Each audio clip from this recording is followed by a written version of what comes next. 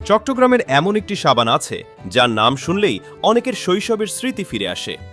আধুনিক ডিটারজেন্ট আর ব্র্যান্ডেড সাবানের যুগেও এখনও টিকে আছে এই ঐতিহ্যবাহী ৩৭ গোল্লা সাবান বা ১৯৩৭ সাবান। কিন্তু কেন এর নাম ১৯৩৭ আর কিভাবে তৈরি হয় এই গোলাকার সাবান, চলুন জেনে নেওয়া যাক। চট্টগ্রামের ঐতিহ্যবাহী এই সাবানের ইতিহাস শুরু হয় প্রায় ১০০ বছরেরও বেশি আগে।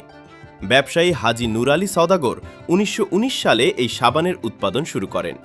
পরে ১৯৩৭ সালে সাবানটি আনুষ্ঠানিকভাবে নিবন্ধিত হয়, আর সেই সাল থেকেই এর নাম হয়ে যায় ১৯৩৭ বাংলা সাবান। চট্টগ্রামের মানুষ অবশ্য একে বেশি চেনে গোল্লা সাবান নামে। এখন আসি তৈরির প্রক্রিয়ায়। কারখানার বড় বড় লোহার কড়াইয়ে প্রথমে বিভিন্ন কাঁচামাল একসঙ্গে মেশানো হয়। এরপর সেই মিশ্রণকে টানা ৫ থেকে ৬ ঘন্টা গরম করা হয়। যখন মিশ্রণটি ঘন হয়ে যায় তখন সেটিকে অন্য একটি কড়াইয়ে নিয়ে কিছুটা ঠান্ডা করা হয়। এরপর শুরু হয় সবচেয়ে মজার ধাপ।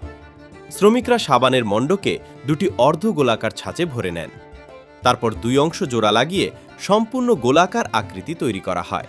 কিছু সময় জমাট বাঁধার পর তৈরি হয়ে যায় বিখ্যাত গোল্লা সাবান। এই পুরো প্রক্রিয়ার বড় অংশই এখনও হাতে করা হয়, যা শত বছরের পুরনো ঐতিহ্যকে ধরে রেখেছে। বর্তমানে এই কারখানায় প্রতিদিন হাজার হাজার কেজি সাবান উৎপাদিত হয়।